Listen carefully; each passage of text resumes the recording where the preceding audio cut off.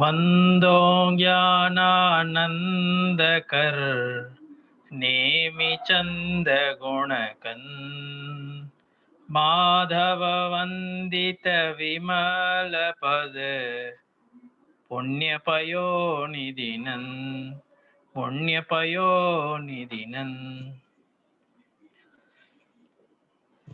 நாம் குணஸ்தானங்களை பற்றிய சர்ச்சையை இங்கு தொடர்கிறோம்.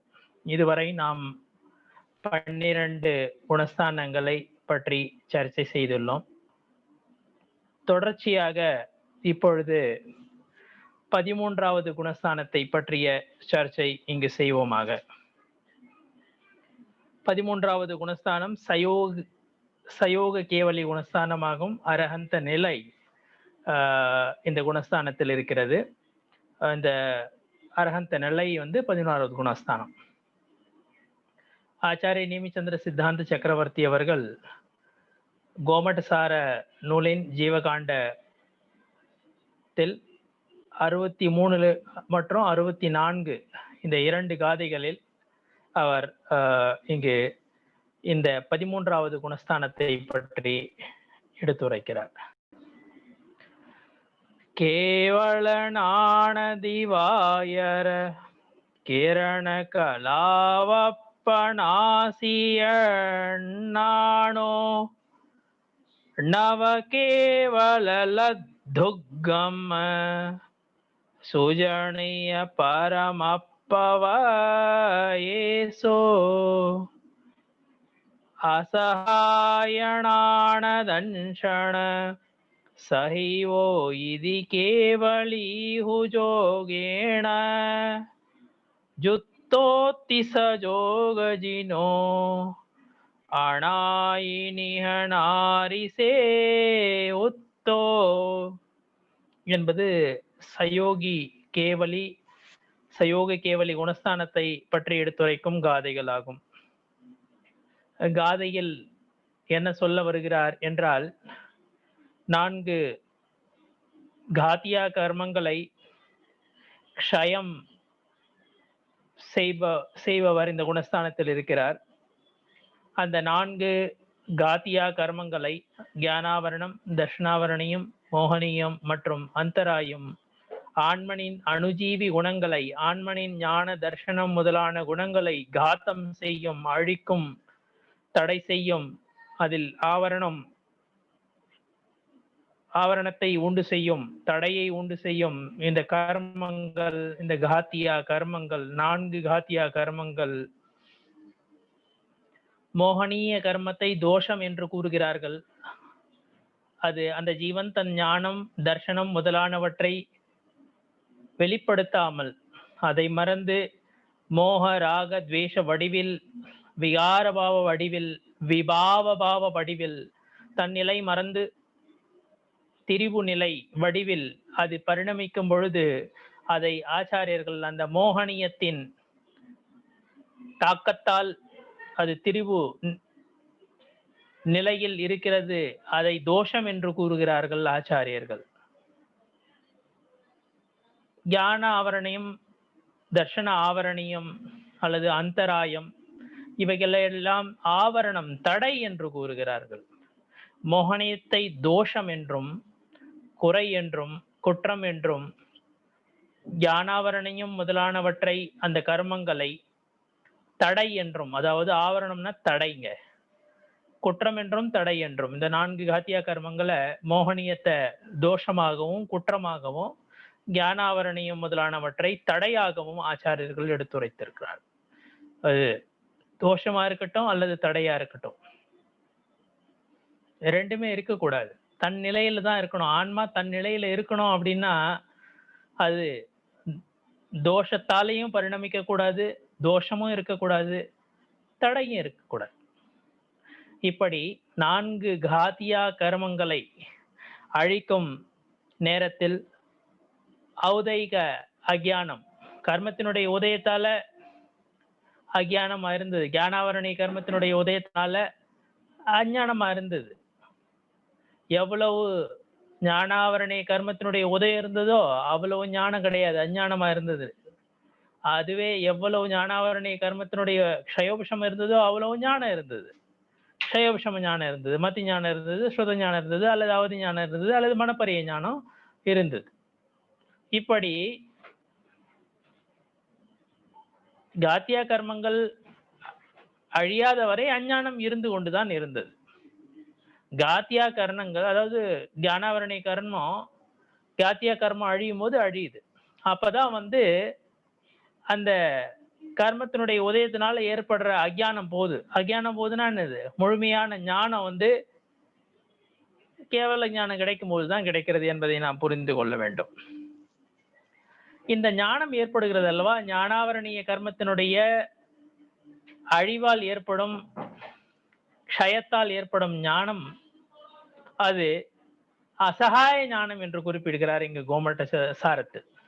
அசகாயம் என்றால் நமக்கு இருக்கும் ஞானம், சத்மஸ்தர்களுக்கு ஏற்படும் ஞானம், க்ஷயோபஷம ஞானத்தை கொண்டவர்களுக்கு ஏற்படும் ஞானமானது மனதின் நிமித்தத்தாலும் இந்திரியத்தின் நிமித்தத்தாலும் அந்த ஞானம் ஏற்படுகிறது. தத் இந்திரியா அனிந்திரிய நிமித்தம் என்பது உமாசுவாமியின் சூத்திரமாகும், ஆச்சாரிய உமாசுவாமியின் சூத்திரமாகும். புலன்களாலும் மனதாலும், அதாவது புலன் மற்றும் மனதின் நிமித்தத்தால் இந்த க்ஷயோபஷம ஞானம் ஏற்படுகிறது என்று எடுத்துரைக்கப்படுகிறது. அதன் நிமித்தத்தால் தான் ஏற்படுது. அங்க நிமித்தம் கண்டிப்பா தேவைப்படுது. எதையோ சார்ந்து இருக்கிறது அந்த ஞானம். ஞானம் எதையும் சார்ந்து இருக்கக்கூடாது. ஞானம் ஆன்மாவின் குணம் அல்லவா? ஞானம் ஆன்மாவின் சிறப்பு குணம் அல்லவா? ஞானம் ஆன்மாவிற்கே உரிய குணம் அல்லவா? அந்த ஞானம் ஏற்படுவதற்கு ஏதாவது நிமித்தம் தேவை என்றால், நிமித்தம் இருக்கும் பொழுதுதான் அது ஏற்படுகிறது. கண்ணு தெரிஞ்சாதான் ஞானம் ஏற்படுகிறது. கண்ணு இல்லை அப்படின்னா ஞானம் ஏற்படாது. குருடா இருந்தா ஞானம் ஏற்படாது. அதாவது உடல் சார்ந்து, பொறிகள் சார்ந்து அந்த ஞானம் இருக்கக்கூடாது. ஏன்னா ஆன்மாவனுடைய சிறப்பு இயல்பு, சிறப்பு குணம் ஞானம். அது நிமித்தங்களால, நிமித்தம் இருந்தாதான் அது ஏற்படும் அப்படின்ற நிலை அதன் ஆன்மாவனுடைய உயரிய நிலை கிடையாது. எங்கு காத்தியா கர்மங்கள் அழியும் போது கர்மத்தினுடைய உதயம் இல்ல, அதனால அஞ்ஞானம் போயிடுச்சு. ஞானாவரணிய கர்மத்தினுடைய உதயம் இல்லை, அதனால அஞ்ஞானம் போயிடுச்சு. இப்ப பரிபூரண ஞானம் கிடைச்சிடுச்சு. அந்த பரிபூரண ஞானம், கேவல ஞானம் எனும் பரிபூரண ஞானம், அந்த அறிவு, அது அசகாய ஞானம். எந்த ஒரு சகாயத்தாலும், எந்த ஒரு ஏற்படும் ஞானம் அங்கு கிடையாது. கேவலி பகவானுக்கு, அரகந்தருக்கு, 13ஆம் குணஸ்தானத்தில் இருக்கும் அரகந்த பகவானுக்கு பொறிகளின் நிமித்தத்தாலோ அல்லது மனதின் நிமித்தத்தாலோ அங்கு ஞானம் ஏற்படுவதில்லை. ஏனென்றால் காத்தியா கர்மங்கள் அழிந்து விட்டன. காத்தியா கர்மங்கள் அழிந்து விட்டன என்றால் ஞானாவரணிய கர்மமும் அங்கு அழிந்து விட்டது. அதனால் அந்த பரிபூர்ண ஞானம் எந்த ஒரு துணையும் இல்லாமல், எந்த ஒரு நிமித்தமும் இல்லாமல் அங்கு அந்த ஞானம் ஏற்பட்டிருக்கிறது.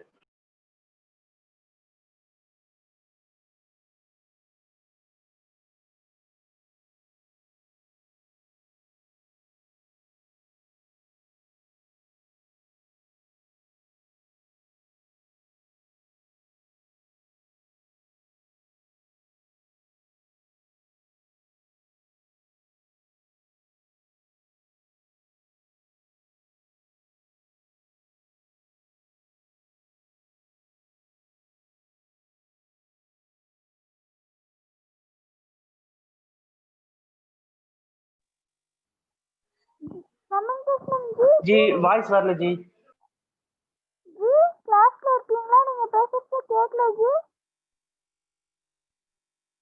ஹலோ जी.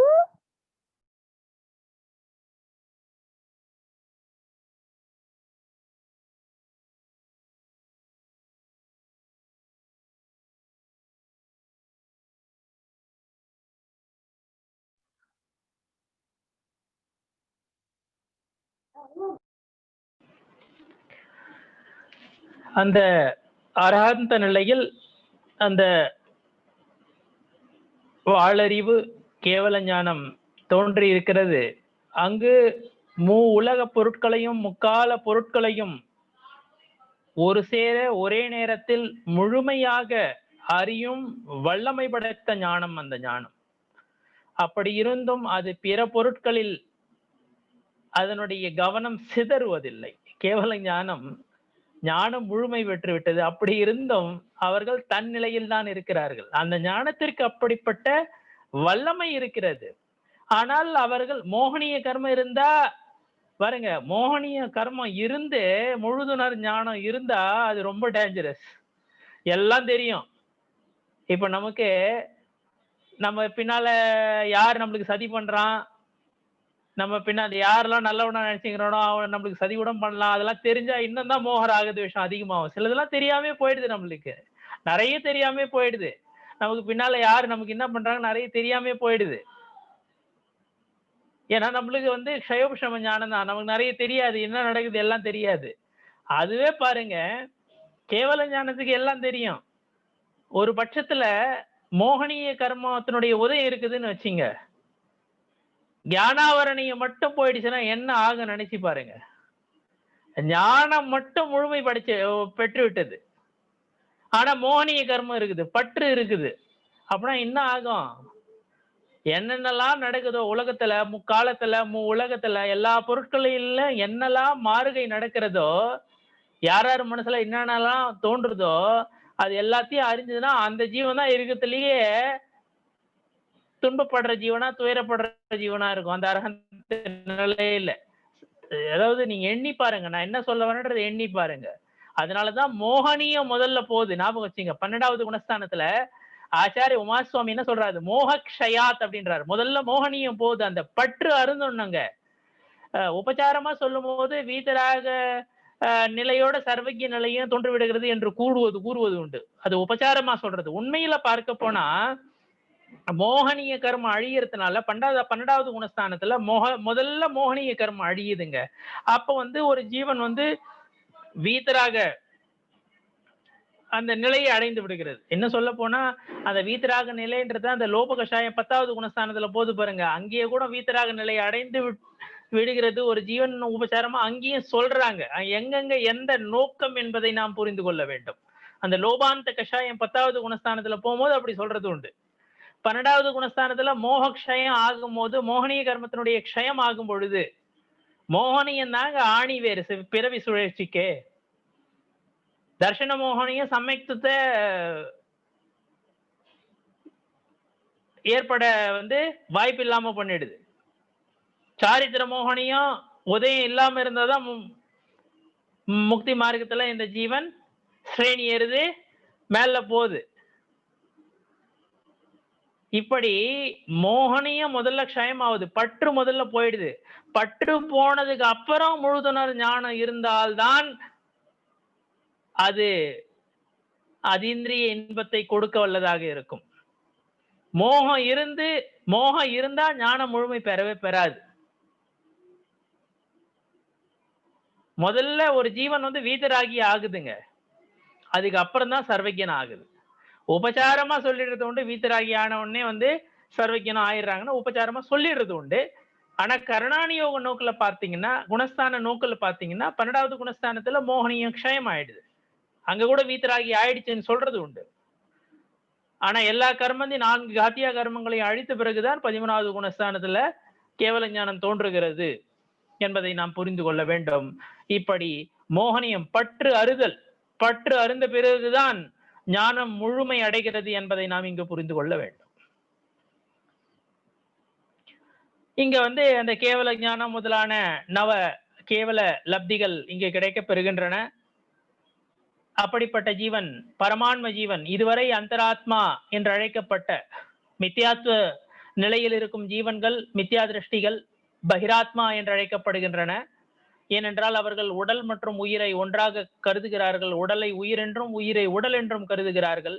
அவர்களுக்கு பேத ஞானம் இருப்பதில்லை, பிரித்தறிதல் இருப்பதில்லை. தன்னை தானாகவும் பிற பொருளை பிற பொருளாகவும் பிரித்தறிந்து நம்பிக்கை கொள்வதில்லை. அதனால் அப்படிப்பட்ட ஜீவன்கள் பகிராத்ம நிலை. பகிராத்மன் என்றால் இன்னும் மோட்ச மார்க்கத்திற்கு வெளியில் உள்ளவர்கள் தான் அவர்கள் எல்லாம். சமைத்தும் பெறாத எல்லா மித்யா திருஷ்டிகளும் மோட்ச மார்க்கத்திற்கு மோட்ச மெனும் வழிக்கே இன்னும் வராதவங்க அவங்கலாம். அதனாலதான் பகிராத்மன்கள். பகின் என்றால் வெளியில், வெளியில் உள்ளவர்கள் என்று பொருளாகும். உடல் மீது பற்று கொன்றவர்கள் என்று எடுத்துக் கொள்ளலாம். உடல் முதலானவற்றை தான் என்று எண்ணுபவர்கள் என்று எடுத்துக் கொள்ளலாம். மோட்ச மார்க்கத்தில் இன்னும் அடி எடுத்து வைக்காதவர்கள், மோட்ச மார்க்கத்திற்கு புறம்பாக இருப்பவர்கள், மோட்ச மார்க்கத்திற்கு வராதவங்க, அப்படிப்பட்ட ஜீவன்கள் பகிராத்ம ஜீவன்கள். அந்தராத்ம ஜீவன்கள் சமத்துவம் பெற்றுவிட்ட ஜீவன்கள். அவர்கள் எந்த முத்தம நிலையில் இருக்கலாம், அல்லது மத்தியம நிலையில இருக்கலாம், ஜெகன்ய நிலையில இருக்கலாம். இப்படி அவங்க மோட்ச மார்க்கத்தில் இருக்கிறவங்க. இங்க 12வது குணஸ்தானத்துல காத்தியா கர்மங்கள் அழிந்து 13வது குணஸ்தானத்துல கேவல ஞானத்தை பெறும் பொழுது, சயோக கேவல நிலையில் வரும் பொழுது அந்த ஜீவன்கள் பரமாத்ம ஜீவன்கள் என்று, இதுலயும் சகல பரமாத்மா நிகல பரமாத்மா என்று இருவிதமாக எடுத்து கூறுகிறார்கள். இப்படிப்பட்ட இந்த ஜீவன் இங்க வந்து யோகம் மட்டும் இருக்குது, மித்யாத்வம் இல்ல, அவிரதம் இல்ல, பிரமாதம் இல்ல, கஷாயம் இல்ல, ஆனா யோகம் மட்டும் இருக்குது.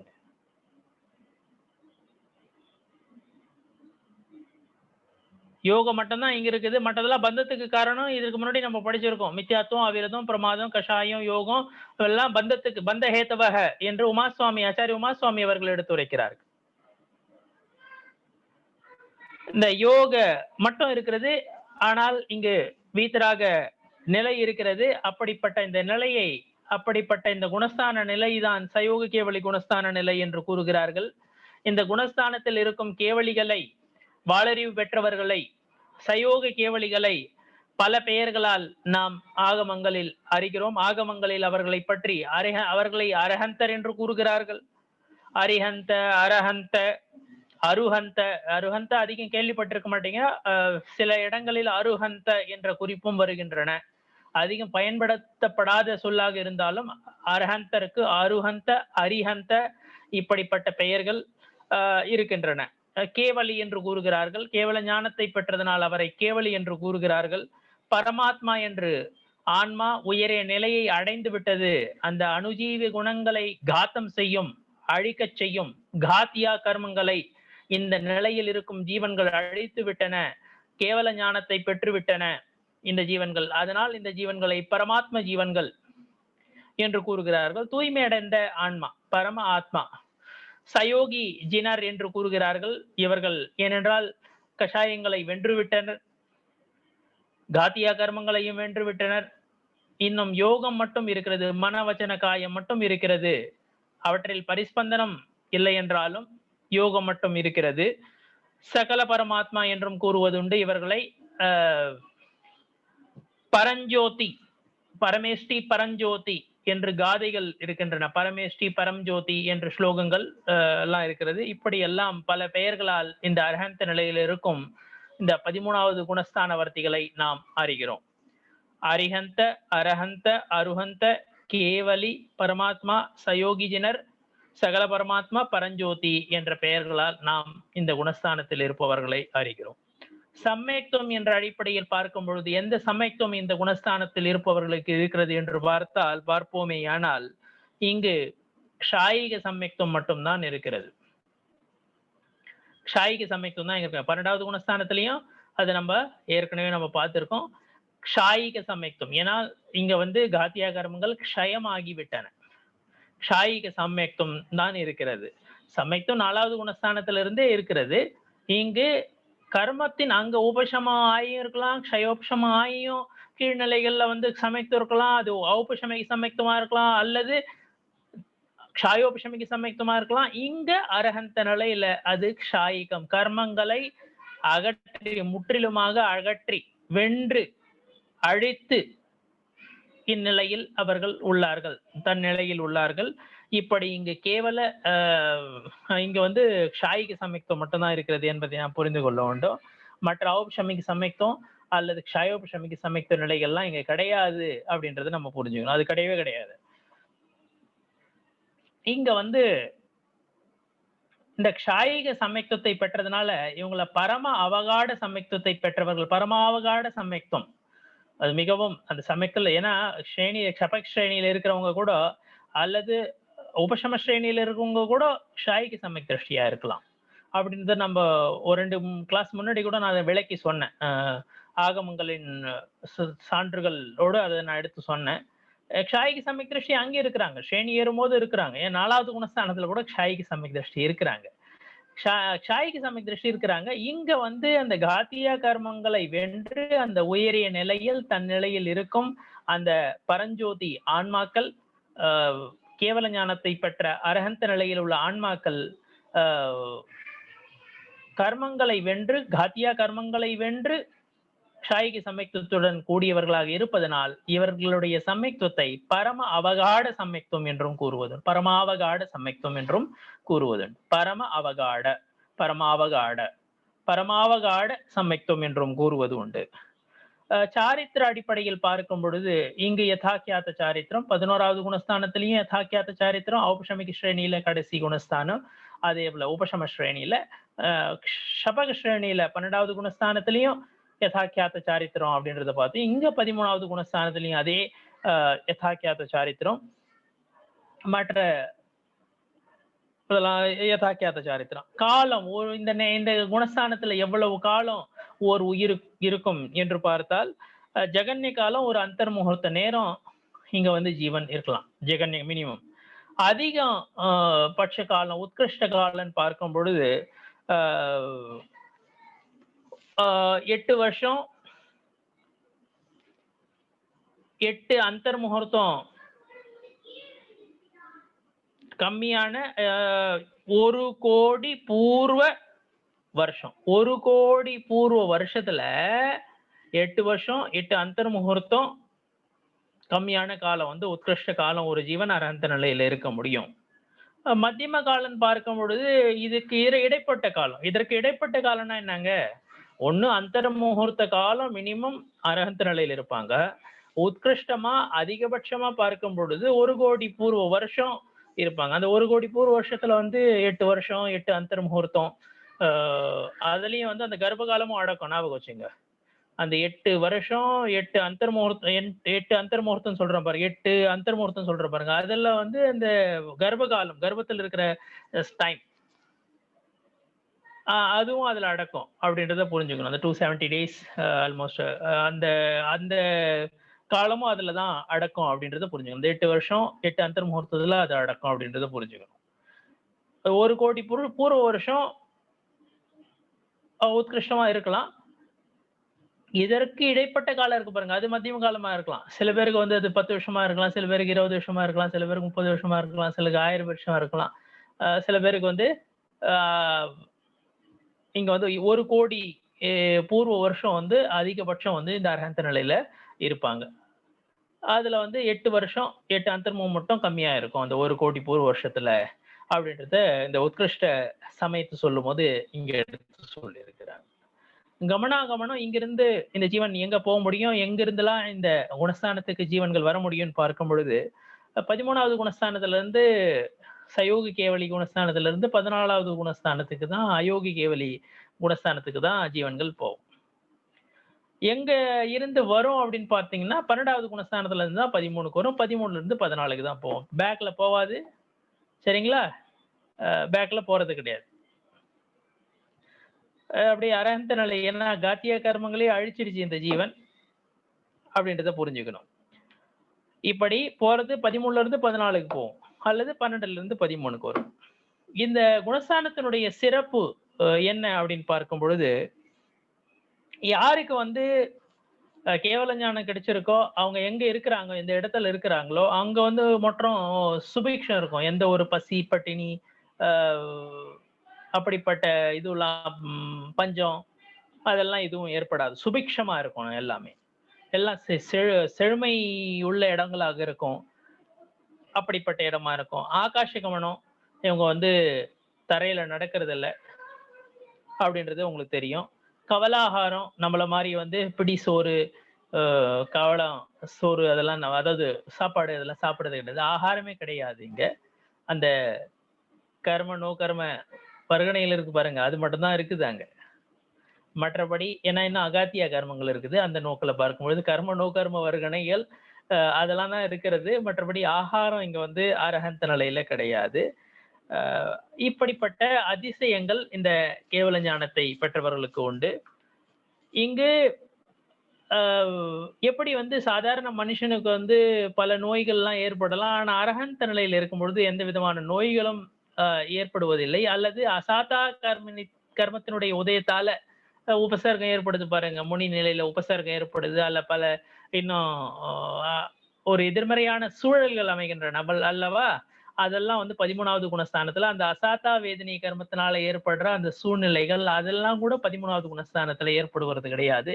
எந்த விதமான ரோகமும், நோய் நொடியும் அந்த உடலுக்கு அந்த அரஹந்த நிலையில் அந்த அதிசயம் வாய்ந்த அந்த உடலும் வந்து அதிசயம் வாய்ந்ததுன்னு சொல்லுவாங்க. காரணம் என்னன்னா, அங்க ஆன்ம குணங்கள் வந்து அங்க கிடைக்கப்பட்டிருக்கின்றன. அதனாலதான் வந்து அது உடலும் அதிசயம் வாய்ந்ததாக நோய் நொடி எல்லாம் இல்லாத இருக்குது. சிறப்புன்னு பார்க்கும் பொழுது அந்த ஆண்மனுக்கு அந்த கேவல ஞானத்தை பெற்ற ஆண்மனுக்கு தான் சிறப்பு. அரஹந்தருக்கு தான் அரஹந்த ஆன்மா அவருக்கு தான் சிறப்பு. அந்த உடலுக்கு அல்ல என்பதை நாம் புரிந்து கொள்ள வேண்டும். நாம் சமோசரணத்திலோ அல்லது சமோசரண மாதிரி அமைப்புகள்லாம் பார்க்கும்பொழுது அங்க பிம்பத்தை வச்சு நம்ம வழிபடுறோம். அவருடைய என்ன நாம வந்து ஷயோபசம ஞானத்தை உடையவர்கள். நாம பிம்பம் வாயிலாக தான் நம்ம அதாவது ஆன்மாவை பற்றிய சிந்தனை அல்லது அரஹந்தரை பற்றிய சிந்தனை அல்லது தியானம் அதெல்லாம் நம்ம அதன் வாயிலாக தான் அதுக்கப்புறம் ரொம்ப டீப்பா போறோம். அதனால நமக்கு பிம்பம் எல்லாம் தேவைப்படுது. மற்றபடி நம்ம பிம்பத்தை வழிபடுறோம் அப்படின்னா அரஹந்தருடைய குணங்களை தான் வழிபடுகிறோம். பிம்பத்தின் வாயிலாக அரஹந்தரின் குணங்களை தான் வழிபடுகிறோம் என்பதை நாம் நினைவு கொள்ள வேண்டும். பிம்பம் என்பது கல் மாத்திரம் தானே. அதில் பிராண பிரதிஷ்டை செய்கிறார்கள். பிராண பிரதிஷ்டை செய்கிறார்கள் என்றால் என்ன? அதில் அரஹந்தரை நாம் துதிக்கிறோம், அந்த கல்லை துதிக்கவில்லை. அரஹந்தருடைய குணங்களை தான் நாம் துதிக்கிறோம். அந்த பிம்பம் அதற்கு நமக்கு ஒரு நிமித்தமாக இருக்கிறது. அந்த பிம்பத்தை பார்த்து நமக்கு ஒரு நல்ல எண்ணம், ஒரு மந்த கஷாயம் ஏற்படுகிறது. அதனால் அந்த அற சிந்தனை அல்லது அரஹந்தரை பற்றி நினைக்க வேண்டும், துதி செய்ய வேண்டும் என்ற எண்ணம் எழுகிறது. இப்படி அந்த ஜினபிம்பங்கள் நமக்கு ஜினபிம்பமோ அல்லது கோயில்களோ நமக்கு நிமித்தமாக அமைகின்றன. சமயத்துக்கு கூட நிமித்தமாக அமைகின்றன. ஜினபிம்ப தரிசனம் இதெல்லாம் சமயத்துவத்திற்கு நிமித்தமாக அமைகின்றன என்பதை நாம் புரிந்து கொள்ள வேண்டும். சயோகி கேவலி ஜெனர்கள் இருக்காங்க பாருங்க. அவர்ல வந்து பல வகையான சயோகி கேவலி ஜெனர்களை அரஹந்தர்களை எடுத்து கூறுகிறார்கள். ஒண்ணு வந்து தீர்த்தங்கர கேவரி. தீர்த்தங்கர கேவலிகள்ல பல 13வது குணஸ்தானத்தில் இருக்கிறவங்க கேவலி பகவான்கள், கேவலிகள் என்று கூறுவது உண்டு. கேவல ஞானத்தை பெற்றதனால் அவர்களை கேவலிகள் என்று கூறுவதுண்டு.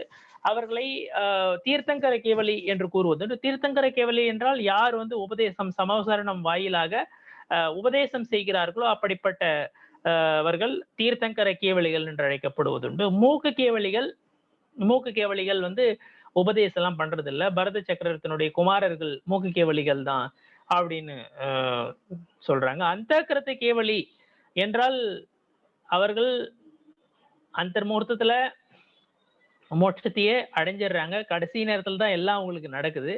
பரத சக்கரவர்த்தி முதலானவர்கள் அந்தக்கிரத்த கேவலிகள். அந்தர்முகூர்த்த நேரம் தான் இருக்கிறாங்க, அப்படியே மோட்சத்துக்கு போயிடுறாங்க. அரஹந்த நிலையில அவங்க அதிகம் சமயம் அந்த உத்கிருஷ்ட காலம் எல்லாம் அவங்களுக்கு கிடையாது. அந்த ஜெகன்ய காலம் தான் அங்க இருக்கிறாங்க. அப்படி மோட்சத்துக்கு போயிடுறாங்க. அவங்களை அந்தக்கிரத கடைசி நேரத்துல எல்லாம் அவன் போருக்கு போறான், எங்கெங்கயோ போறான். கடைசியில அப்படியே முனிதீட்சை எடுக்கிறான், கேவல ஞானத்தை அடைகிறார், சிதநிலையை பெறுகிறார். அப்படிப்பட்ட கேவலிகளை அந்தகிருத்த கேவலிகள் என்று கூறுவது உண்டு. உபசர்க கேவலி அவங்க வந்து உபசர்கம் நடந்து அப்புறம் கேவலிகள் ஆகி அவர்கள் அப்புறம் சிதநிலையை அடைகிறார்கள். சாமானிய கேவலிகள் அரஹந்த நிலையில் இருக்கிறாங்க. சாமானிய கேவலிகள் எல்லாருமே சாமானிய கேவலிகளால் இருக்கக்கூடிய சாமானிய கேவலிகள் எந்த ஒரு அதிசயம் எல்லாம் கிடையாது. உபசரிக்கிறத அவங்க முனி நிலையில் இருக்கும்பொழுது சகிச்சாங்க அப்படின்னும் கிடையாது. அல்லது ஒரு அந்தர் முகூர்த்தத்திலேயே அவங்க வந்து அரஹந்த நிலையில இருந்து மோட்சத்துக்கு போனாங்க அப்படின்னு கிடையாது. அல்லது அவங்க உபதேசம் செய்யறாங்க அப்படின்னு கிடையாது. சாமானிய கேவலிகள் அவர்கள் அவ்வளவுதான். சமுத்காத கேவலிகள் சிலருக்கு சமுத்காத்தம் அந்த கேவலி சமுத்காத்தம் நடைபெறுவது உண்டு. அது அதை பத்தி நம்ம முன்னரே நம்ம டிஸ்கஸ் பண்ணியிருக்கிறோம். சமுத்காத்தங்களை பத்தி கேவலி சமுத்காத்தம் அவங்களுக்கு அவங்கள வந்து சமுத்காத்த கேவலிகள். இப்படி தீர்த்தங்கர கேவலி, மூக்க கேவலி, அந்தக்கிரத கேவலி, உபசர்க கேவலி, சாமானிய கேவலி, சமுத்காத்த கேவலி என்றெல்லாம் சொல்லுகிறார்கள். இது வந்து கேவலிகளுடைய பிரகாரங்கள். தீர்த்தங்கர கேவலி அவங்களுக்கு வந்து 5 கல்யாணங்கள் அல்லது 3 கல்யாணம் அல்லது 2 கல்யாணங்கள் கூட நடக்கிறது உண்டு. ஏன்னா விதேக கஷேத்திரம் போன்ற இடங்கள்ல வந்து அந்த தீர்த்தங்கர நாமகர்மம் முனி ஆனதுக்கு அப்புறம் கட்டுதுன்னு வச்சுங்க. அப்போ வந்து தீக்ஷா கல்யாணம் கூட முடிஞ்சுது. அப்புறம் மோட்ச கல்யாணங்க நிர்வாண கல்யாணங்க 2 தான். ஞான கல்யாணங்க நிர்வாண கல்யாணங்க 2 தான். அப்படி அல்லது முனி நிலைக்கு முன்னாடி இருக்குது அப்படின்ற போது தீக்ஷா கல்யாணக்கும் ஞான கல்யாணக்கும் கர்ப்பம் ஜன்மமும் இருக்கிறது இல்லை. அந்த தீர்த்தங்கர நாமகர்மம் அந்த தீட்சைக்கு முன்னாடி தான், கர்ப்பத்துக்கு வரத்துக்கு முன்னாடி கட்டலை அல்லது ஜன்மத்துக்கு முன்னாடி கட்டலை, அதுக்கப்புறம் கட்டுதுன்ற போது 3 கல்யாணம் தான் இருக்குது மிச்சம். அப்புறம் அந்த 3 கல்யாணங்கள் அல்லது 2 கல்யாணங்கள் அல்லது கர்ப்பத்துக்கு வரத்துக்கு முன்னாடியே கட்டி இருக்குதுன்னா 5 கல்யாணங்களோட நடக்கிறது உண்டு. அந்த நோக்கில் தான் இந்த 5 கல்யாணமா இருக்கலாம், அல்லது 3 கல்யாணமாக இருக்கலாம், அல்லது 2 கல்யாணமாக இருக்கலாம் அப்படின்றத இங்க சொல்றாங்க. அப்புறம் இவங்க வந்து எந்த விதமான ஒரு எனக்கு புகழ் வேண்டும் அப்படின்ற நோக்கெல்லாம் வந்து இவர்கள் சமாசரணம் வாயிலாக உபதேசம் எந்த ஒரு இச்சையும் வாஞ்சையும் இல்லாமல், மோகனீய கர்மம் கிடையாது. அங்க மோகனீய கர்மம் அழிந்து போயிடுச்சு, தாத்தியா கர்மங்கள் அழிந்து விட்டன முன்னரே. அந்த நிலையில வந்து இவங்க உபதேசம் பண்றது வந்து பிராணிகளுக்கு அவங்க அந்த தர்ம தீர்த்தத்தை எடுத்துரைக்கிறார்கள், அவ்வளவுதான். எந்த ஒரு இச்சையும் வாஞ்சையும் கிடையாது, புகழ் பெற வேண்டும் அப்படின்ற நோக்கெல்லாம் கிடையவே கிடையாது. இது வந்து இப்படிப்பட்ட எந்த ஒரு இச்சையும் இல்லாத இந்த உபதேசம் இருக்கு பாருங்க, இது வந்து இந்த குணஸ்தானத்தில் இருக்கிற அந்த அரந்த நிலையில் இருக்கிற கேவலி நிலையில் இருக்கிற குணஸ்தான வர்த்திகளுக்கு தான் இப்படிப்பட்ட அந்த இவர்களுடைய உபதேசம் தான் அப்படிப்பட்ட மகிமை வாய்ந்ததாக இருக்கிறது. உண்மையில் பார்க்க போனால் இவர்கள்தான் உண்மையான எடுத்துரைக்கும் தகுதி பெற்றவர்கள். மற்றவர்கள்லாம் ஏன் சொல்றாங்க, மற்றவங்களாம் க்ஷயோபசம ஞானம் படித்தவர்கள், முனியாக இருக்கலாம் அல்லது சாவகனாக இருக்கலாம், அவங்கெல்லாம் க்ஷயோபசம ஞானம் படைத்தவர்கள். உண்மையில் தர்மத்தை எடுத்துரைக்கும் அந்த தகுதி, மேன்மையான தகுதி அரஹந்த நிலையில அவங்களுக்கு தான் இருக்கிறது.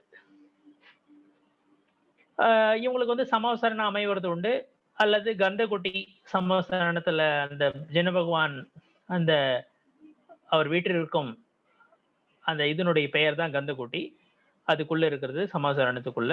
இப்படி இதெல்லாம் வந்து தேவனால் செய்யப்படும் அதிசயங்கள் இங்க உண்டு.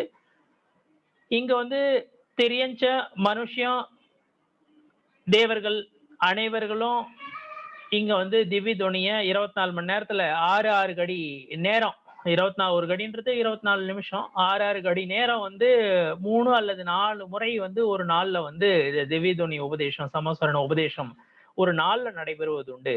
அப்படிப்பட்ட குறிப்புகள் வருகின்றன. இங்க வந்து பல கோஷ்டங்கள் இருக்கின்றன.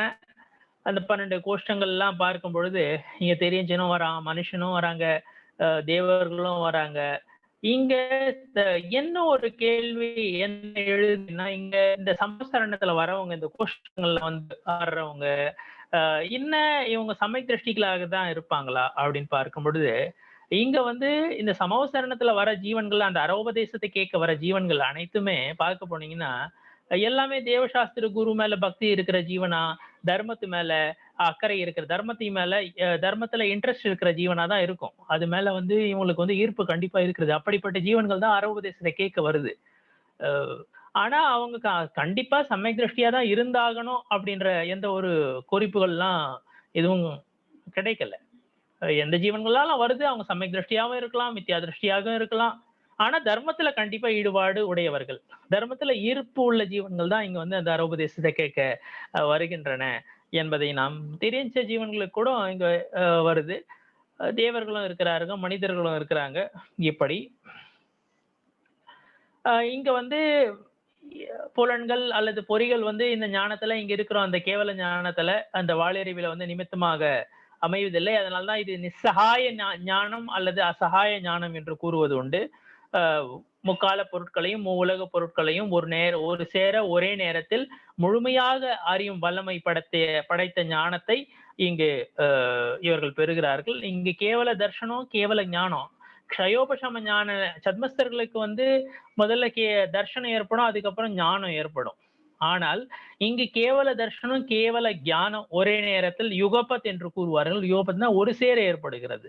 ஏன்னா இந்த முழுமையான ஞானம், அதனால வந்து அந்த சாமானிய ஞானம், விசேஷ ஞானம், முதல்ல வந்து சாமானிய ஞானம் ஏற்படும், தர்ஷனம் ஏற்படும், சாமானிய அவலோகனம் ஏற்படும், அதுக்கப்புறம் ஞானம் ஏற்படும் அப்படின்றதெல்லாம் கிடையாது. அது வந்து சத்மஸ்தர்களுக்குத்தான் பொருந்தும். இங்கு ஒரு சேர ஏற்படுகிறது என்பதை நாம் புரிந்து கொள்ள வேண்டும். இங்க இவர்களை வந்து பரமாத்மான்னு சொல்றாங்க. 13வது குணஸ்தானத்துல இருந்து கர்மங்கள் அழிந்து விட்டன, முழுதுண ஞானத்தை பெற்ற இந்த ஆன்மாக்களை பரமாத்மாக்கள் என்று பரமாத்மா என்று கூறுகிறார்கள். இங்க பரமாவகாட சமயத்துவம் இருக்கிறது அப்படின்றதையும் நம்ம பார்த்தோம். ஏன்னா மோகனியம் க்ஷயமாயிடுச்சு, காத்தியா கர்மங்கள் க்ஷயமாயிடுச்சு. அப்படிப்பட்ட அந்த க்ஷாயிக சமயத்துவத்தை காத்தியா கர்மங்களுடைய க்ஷயத்துடன் கூடிய க்ஷாயிக ஞானத்தை பரமாவகாட ரொம்ப ஸ்திரமானது. அப்படிப்பட்ட அந்த ஞானத்தை தான் வந்து அந்த சமயத்துவத்தை பரமாவகாட சமயத்துவம், பரம அவகாட சமயத்துவம் என்று கூறுகிறார்கள். அப்புறம் பார்க்கும் பொழுது சயோகம் குணஸ்தானம் என்று கூறுகிறார்கள். இங்க வந்து சயோக குணஸ்தானம் வந்து சயோக கேவலி குணஸ்தானம் அப்படின்னு சொல்ற சயோக கேவலி குணஸ்தானம். இது வந்து அந்த தீபகம். இதுக்கப்புறம் சயோக நிலை 14வது குணஸ்தானத்துல கிடையாது, அங்க அயோக நிலை ஆயிடுது. இங்க இருக்கிற ஜீவன்கள் யோகத்துடன் இருக்கின்ற மனவச்சன காயம். இந்த குணஸ்தானத்தில் இருக்கிற ஜீவன்கள் வரை எல்லா ஜீவன்களுக்கும் மனவச்சன காயம் உண்டு. முதல்ல இருந்து பார்க்கும்பொழுது சயோக மித்தியாத்துவம், சயோக அவிரத சமயத்துவம் அப்படின்னு நீங்க சொல்லலாம். எல்லாத்துலயும் முதல் குணஸ்தானத்துல இருந்து 13வது குணஸ்தானம் வரல எல்லா ஜீவன்களும் சயோகத்துடன் கூடியிருக்கின்றன. அதாவது மனவச்சன காயத்துடன் கூடியிருக்கின்றன. இந்த குணஸ்தானத்துல இருந்து 14வது குணஸ்தானத்துக்கு போகும்போது அந்த மனவச்சன காயம் யோகம் இருப்பதில்லை என்பதை நாம் புரிந்து கொள்ள வேண்டும். இங்க வந்து கேவலி அப்படின்ற சொல்ல முதலா இங்க ஆள்றாங்க. இதுக்கு முன்னாடி க்ஷீணமோகம் அப்படின்னு சொன்னாங்க, அல்லது உப்சாந்த மோகம் அப்படின்னு சொன்னாங்க. இங்க வந்து சயோக கேவலி அப்படின்றாங்க. அந்த சயோக கேவலின்ற சொல்ல முதலா, ஏன்னா இங்கதான் வந்து கேவல ஞானத்தை 13வது குணஸ்தானத்துல இருக்கும் பொழுதுதான் வந்து இந்த ஜீவன் பெறுகிறது முழுதுணர் ஞானத்தை. அதனாலதான் கேவலி. இதுக்கப்புறம் ஒரு முறை கேவலி ஆனவங்க இந்த 13வது குணஸ்தானத்துல அவங்க அனந்த காலம் வரை சித்த நிலையை பெற்ற பிறகும் அவர்கள் கேவலிகளாகத்தான் இருக்கிறார்கள். அது வந்து இங்க ஆதி தீபகம். கேவலி என்பது இங்க ஆதி தீபகம். இதுக்கப்புறம் அந்த ஜீவன் கேவலியா தான் இருக்கும். அந்த கேவலி நிலையிலிருந்து எப்பவுமே அது வந்து வெளிவராது, கேவலியா தான் இருக்கும் என்பதை நாம் புரிந்து கொள்ள வேண்டும். இங்கதான் வந்து ஒரு ஜீவன் வந்து சர்வஜன் ஆகுது. சர்வஜன் என்றால் அனைத்தையும் அறியும் வல்லமை படைத்த அந்த முழுதுணர் ஞானத்தை பெற்ற வாளறிவன். அவங்களதான் சர்வஜன், அனைத்தையும் அறிபவர், முழுதையும் அறிபவர் என்பதை சர்வஜர் என்று கூறுவதுண்டு. இந்த சர்வஜ நிலை வந்து சித்த நிலை வரலும் அப்படியே இருக்கிறது.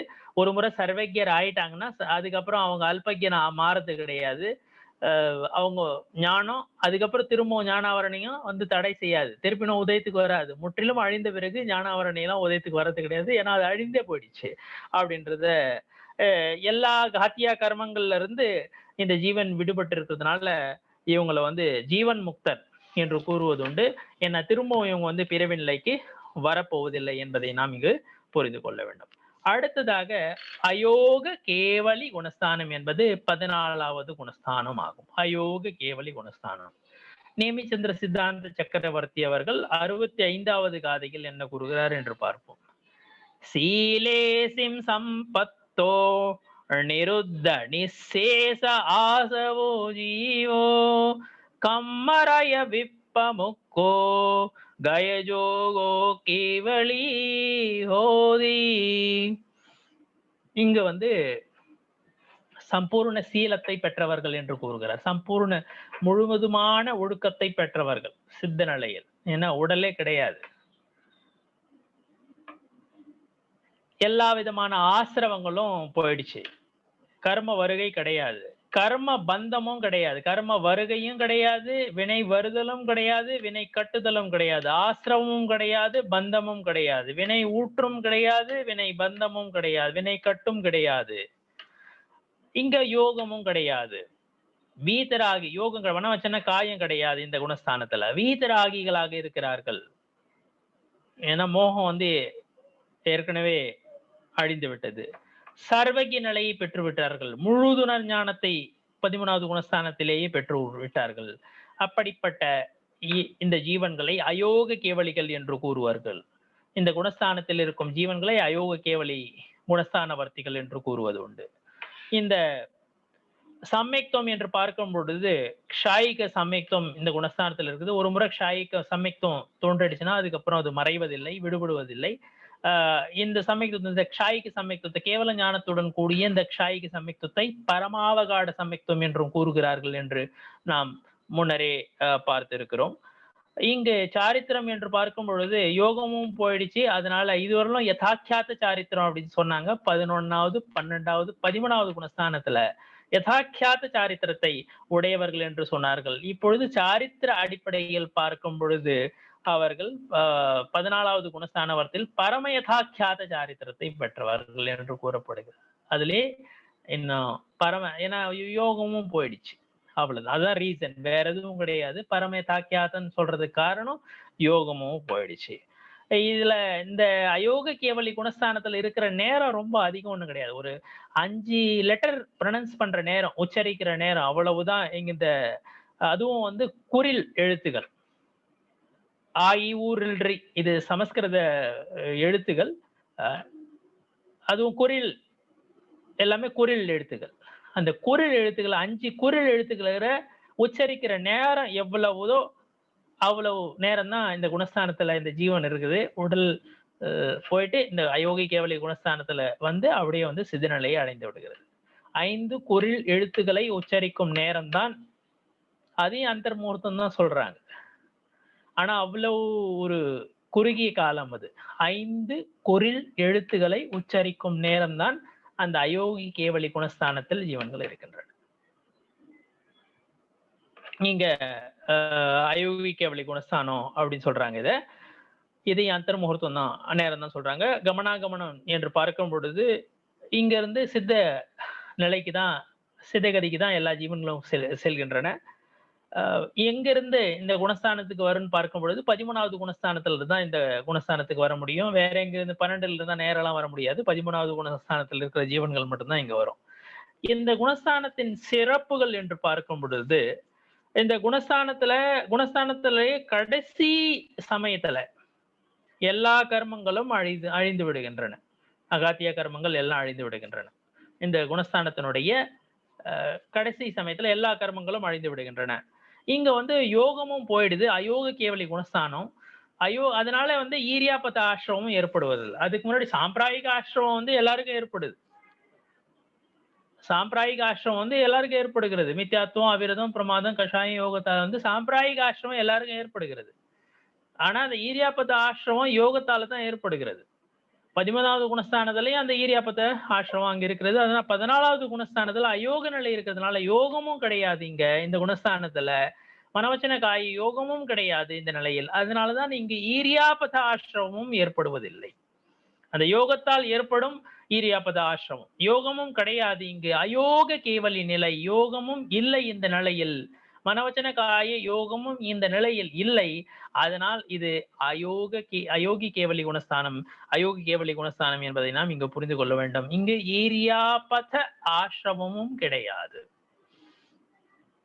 இங்க முனிவர்களுக்கு வந்து 84 லட்சம் உத்தர குணம் இருக்குது அப்படின்னு சொல்றாங்க. அப்புறம் ஒழுக்கம்னு பார்க்கும் பொழுது 18,000 பிரிவுகளை கொண்ட ஒழுக்கம் இருக்குது அப்படின்னு சொல்றாங்க. அந்த எல்லா ஒழுக்கமும் இந்த நிலையில இந்த 14வது குணஸ்தானத்துல 84 லட்சம் உத்தர குணம் மற்றும் 18,000 அந்த ஒழுக்கம், அந்த 18,000 பிரிவுகளை கொண்ட அந்த ஒழுக்கம் எல்லாம் இந்த நிலையில பரிபூர்ண நிலையில இங்க இருக்கிறது.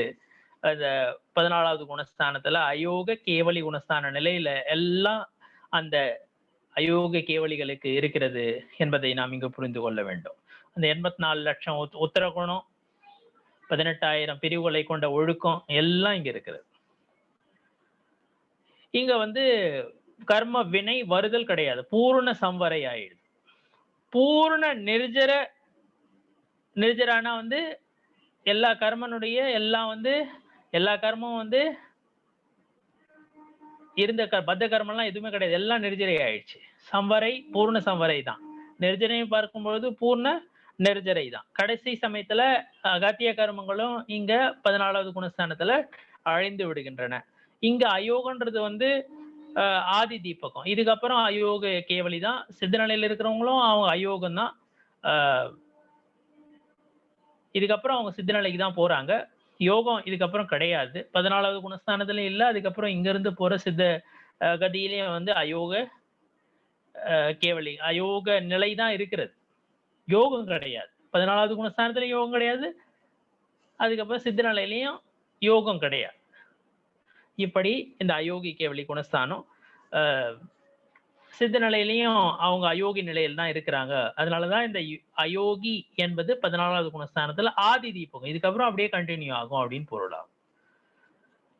அதுக்கப்புறம் இன்னும் கடைசியா ஒண்ணு பார்க்கும் பொழுது குணஸ்தானங்களை கடந்த சித்த நிலை, குணஸ்தானங்களுக்கு அப்பாற்பட்ட சித்த நிலை. 14 குணஸ்தானங்களை படிச்சு 14 குணஸ்தானங்களையும் தாண்டி சித்த நிலையை பெற வேண்டும். அதுதான் குறிக்கோள். இந்த குணஸ்தானாதீத சித்த பகவானை பற்றி எடுத்து உரைக்கும் பொழுது கோமடசாரத்துல சித்தாந்த சக்கரவர்த்தி என்ன சொல்றாரு பாருங்க. அட்டவிக கம்ம வியளா சீதி பூதாணி ரஞ்சனாணிச்ச அட்டகுணாகித கிச்ச லோய கணிவாசினோ சிந்தா. ஞானாவரணியம் முதலான 8 கர்மங்களை அழித்தவர்கள். ஞானாவரணியம் முதலான 8 கர்மங்கள் சித்தர்களுக்கு கிடையாது. அகாதிய கர்மங்களும் போயிடுச்சு 14வது குணஸ்தானத்தில்.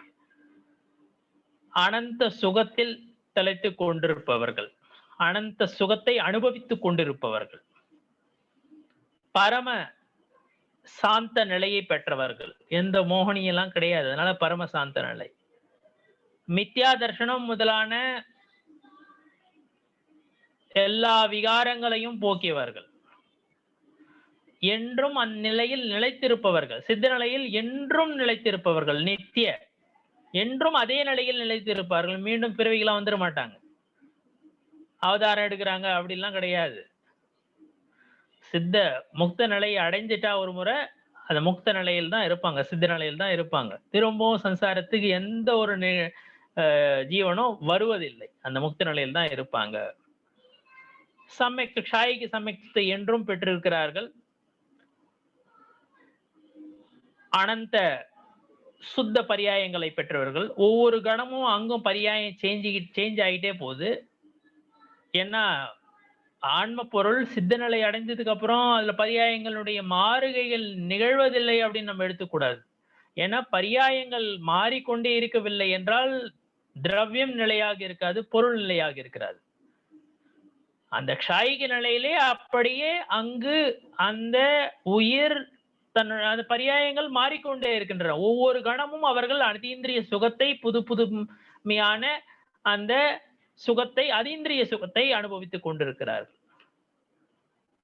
புலன்களால் சுகத்தை அனுபவிக்க வேண்டும் என்றால் அதற்கு வரையறை இருக்கின்றன. கண்ணு தெரிஞ்சாதான் பார்க்க முடியும், காது கேட்டாதான் கேட்க முடியும், மூக்கு சரியா வேலை செஞ்சாதான் நுகர முடியும், பல்லு இருந்தாதான் சாப்பிட முடியும், அல்லது நாக்கு சரியா இருந்தாதான் சுவையை உணர முடியும், அல்லது பேரலைசிஸ் வந்துட்டா எதனா உணர முடியுதுங்களா? ஸ்கின்ல இருந்து தோலுக்கு எதனா தெரியுதுங்களா? தெரியறது இல்ல. இப்படி இதுக்கு இந்த புலன்களால் அனுபவிக்கப்படும் சுகங்கள் அதற்கு அது இருந்தாதான் இருக்கும். அப்படிப்பட்ட அது சரியா இருந்தாதான் உணர முடியும். அப்படிலாம் இருக்கு. இங்க அப்படி கிடையாது. புலன்களுக்கு அப்பாற்பட்ட சுகம். எந்த ஒரு நிமித்தமும் இங்க தேவையில்லை. அதீந்திரிய ஆன்ம சுகத்தை அனுபவிப்பதற்கு. அதுதான் நிலையான சுகம். எந்த ஒரு துணையும் இன்றி, எந்த ஒரு சகாயமும் இன்றி என்றும் நிலைத்திருக்கக்கூடிய சுகம். இங்கு இந்திரியம் சரியா பிறவி நிலையில் இருக்கும் பொழுது இந்திரியங்கள் புலன்கள் எல்லாம் சரியா வேலை செய்தா கூட எதை அனுபவிக்கணுமோ அந்த பொருள் நிலையா எப்பவுமே கிடைக்குதா? அது கிடைக்காது. ஒண்ணு ஒரு குறிப்பிட்ட காலம் வரலதான் புலன்கள் வேலை செய்யும், சரியா இருக்கும், ஒத்துழைக்கும்.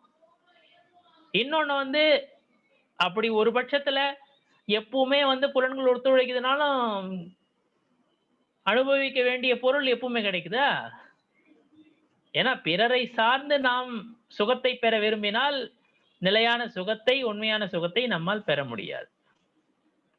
சித்த நிலையில் ஆண்மனில் ஆழ்ந்து தன்னில் ஆழ்ந்து தன்னிலேயே அவர்கள் ஆழ்ந்து சுகத்தை அனுபவிக்கிறார்கள். எந்த ஒரு உதவியும் அங்கு தேவையில்லை, எந்த ஒரு சகாயமும் தேவையில்லை. அதனால்தான் அது நிலையான சுகமாகவும் எந்த ஒரு நிமித்தமும் இல்லாமல் ஏற்படும் அதீந்திரிய சுகமாகவும் அது அமைகிறது. அதுதான் உண்மையான சுகம். பிறவி நிலையில் இருக்கிறது சுகம்னு சொல்றது அது சுகமே சொல்லக்கூடாது. ஏதோ அது அந்த மொமெண்டரி பிளஷர் அப்படின்னுவாங்க. அந்த ஒரு க்ஷண நேரத்துக்கு அது சுகம் மாதிரி தெரியுது, ஆனா சுகம் கிடையாது. காணல் நீர் தான். பிறவி நிலையில் நாம் எதை சுகம் என்று கூறுகிறோமோ அவையெல்லாம் காணல் நீர் தான். இல்யூஷன், அவ்வளவுதான். இங்கே இவர்களை சித்தர்கள் என்று கூறுவதுண்டு. இவர்களை தான் கிருத்தகிருத்தியர்கள். எதை செய்ய வேண்டுமோ எதை அடைய வேண்டுமோ அதை அடைந்து விட்டார்கள். கிருத்தியம், எதை செய்ய வேண்டுமோ அதை செய்து முடித்து விட்டார்கள். நம்மளுடைய நோக்கம் என்ன? சித்த நிலையை அடைவது, கர்மங்களிலிருந்து விடுபடுவது. அதை அவர்கள் பெற்று விட்டார்கள். அதனால்தான் அவர்களை கிருத்தியம் என்று கூறுவார்கள். செய்ய வேண்டியதை செய்து முடித்து விட்டார்கள். அதுதான் உண்மையிலே செய்ய வேண்டியது, வேற எதுவும் கிடையாது. அதுதான் நம் வாழ்க்கையின் குறிக்கோளாக இருக்க வேண்டும். லோகத்தினுடைய உச்சியில் அவர்கள் இருக்கிறார்கள், வீத்தராகிகள். அவர்கள் முக்காலத்தையும் அறியும், மூலகத்தையும் அறியும் சர்வஜர்கள் ஆவார்கள். அவர்களை சித்த பகவான் என்று அழைப்பது உண்டு. இவர்களை சித்தர்கள் என்றும், பரமசுத்த காரிய பரமாத்மா என்றும். காரிய பரமாத்மா, காரண பரமாத்மான்றது நம்ம ஆன்மா. அந்த காரண பரமாத்மாவில கவனம் செலுத்தினாதான் சமயத்தை பெற முடியும், மோட்ச மார்க்கத்துல முன்னேறி சித்தநிலை அடைய முடியும். அந்த நம்ம ஆன்மா மேல போக்கஸ் பண்ணி, பரம பாரிணாமிக பாவத்து மேல போக்கஸ் பண்ணி என்றும் நிலையாக இருக்கும் அந்த சுத்த தன்மை, ஆன்மானுடைய சுத்த தன்மை, சுத்த பரிணாமம், அதான் பரம பாரிணாமிக பாவம், சுத்த பாவம். அது மேல போக்கஸ் பண்ணி நம்ம காரியத்தை சாதிக்கணும். எந்த காரியங்க? சித்த நிலையை அடையும் காரியம். சித்தர்கள் அந்த நிலையை, சித்த பகவான்கள் அந்த நிலையை அடைந்து விட்டார்கள். அந்த காரண பரமாத்மனை அவர்கள் தியானித்து காரிய பரமாத்மனாக ஆகிவிட்டார்கள்.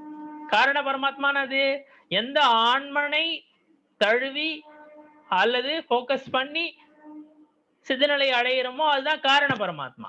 அந்த பரம பாரிணாமிக பாவத்தை கொண்ட ஆன்மா அது காரண பரமாத்மா. சித்தர்கள் யார்? காரிய பரமாத்மாக்கள். ஏனென்றால் அவர்கள் தன்னுடைய ஆன்ம நிலையை, முழு நிலையை பெற்றுவிட்டார்கள். அதன் காரியம் சாதிச்சிட்டாங்க. அதனால்தான் அவர்கள் காரிய பரமாத்மாக்கள். லோகாகிரவாசி என உலகத்துல உச்சியில் இருக்கிறாங்க. சம்சார தீத்தம் என்றும் கூறுவார்கள். சம்சாரத்தை விட்டு விலகிட்டாங்க. நிரஞ்சனம், எந்த விதமான அழுக்கும் கிடையாது, அதனால அவர்கள் நிரஞ்சனம் அப்படின்னு சொல்றாங்க. நிஷ்காமம், எந்த ஒரு இச்சையும் வாஞ்சையும் ஆசையும் அபிலாஷையும் கிடையாது, அதனால் அவர்களை நிஷ்காமர்கள் என்று கூறுவார்கள். சாத்திய பரமாத்மா, சாதனம் அப்படின்றது காரண பரமாத்மா. சாதனன்றது பரம பாரிணாமிக பாவத்தை கொண்ட ஆன்மா, அது சாதனம். அதை தழுவிதான், அதை போக்கஸ் பண்ணி தான், அதை தியானிச்சுதான் சாத்திய பரமாத்மா ஆக முடியும். அந்த ஆன்மனை சாதனமா கொண்டு அதை தியானிச்சு சித்தர்கள் தன் நிலையை பெற்று விட்டார்கள். அதனால் அவர்கள் சாத்தியம் அச்சீவ் பண்ணவங்க. சாத்தியம் என்றால் அச்சீவ் பண்ணிட்டவங்க. சாத்திய பரமாத்மாக்கள் என்று கூறுவதுண்டு, பரமசுகி என்றும் கூறுவதுண்டு. ஏன்னா பரம சுகத்தில் அவர்கள் திளைக்கிறார்கள். ஞானாகாரி என்றும் கூறுவதுண்டு. ஏன்னா ஞான வடிவில் தான் அவர்கள் இருக்கிறார்கள். ஞானாகாரி, ஞான வடிவில் இருக்கிறார்கள். சிறுவாசி, சிறுவாசி என்றால் அந்த நிலையில தான், சித்த நிலையில தான் அவங்க எப்பவுமே இருப்பாங்க. அதனால அவர்களை சிறுவாசி என்றும் அதே நிலையில் இருப்பார்கள் அனந்த காலம் வரை. அதனால்தான் அவர்களை சிறுவாசி என்று கூறுவார்கள். அவர்களை தேகமுக்தர்கள் என்றும் கூறுவார்கள். ஏனால் உடலையும் விட்டுட்டாங்க, அவங்க உடலையும் விட்டுட்டு அந்த சித்த நிலையில இருக்கிறாங்க. ஆன்ம பிரதேசம் வந்து அந்த கடைசி உடல் உள் அளவு விட கொஞ்சம் நியூனம் அப்படின்றாங்க, கிஞ்சித் நியூனம் அப்படின்றாங்க. அந்த இடத்துலதான் ஆன்ம பிரதேசம் அப்படியே இருக்குது. இப்படியெல்லாம் சித்தர்களை பல பெயர்களால் நாம் அறிகிறோம். சித்தர், பரம சுத்தர், காரிய பரமாத்மா, லோகாகிரவாசி, சம்சாராதீதர், நிரஞ்சனர், நிஷ்காமர், சாத்திய பரமாத்மா, பரமசுகி, ஞான ஆகாரி, சிறுவாசி, தேகமுக்தர் என்றெல்லாம் நாம் சித்த பகவானை குறிப்பிட்டு கூறுகிறோம். சம்யக்தம் என்ற அடிப்படையில் பார்க்கும்பொழுது சித்த பகவான் இது 14 குணஸ்தானங்களை தாண்டிய நிலை, சித்த நிலை. சித்தகதியில் இருக்கும் பகவான், சித்த பகவான், அவரை பற்றி நம்ம பேசிட்டு இருக்கோம். 14 குணஸ்தானங்களையும் கடந்த நிலை, 14வது குணஸ்தானத்துக்கு அப்புறம் க்ஷாய் அது கடைசியில 14வது குணஸ்தானம், 14வது குணஸ்தானத்திலே நின்று போயிடும். அயோகி கேவலி குணஸ்தானத்திலே ஜீவன் நின்று போயிடும். அப்படி கிடையாது.